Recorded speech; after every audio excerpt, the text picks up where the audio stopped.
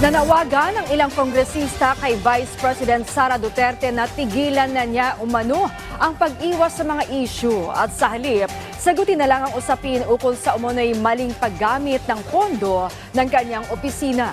Ayon kay House Senior Deputy Speaker Aurelio Gonzales Jr., karapatan ng publiko na malaman ang katotohanan ukol sa budget utilization ng mga ahensyang hawak ng pangalawang Pangulo.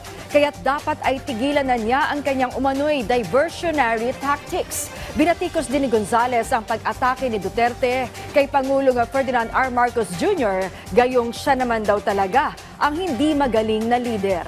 Para naman kay House Majority Leader Manix Dalipe, mabuti na lang din at umalis na ng DepEd ang Vice Presidente dahil naisalba na umano ang kagawaran mula sa kapahamakan. Si House Assistant Majority Leader Zia Alonto Adyong tinawag pang bastos at desperada umano si VP Sara.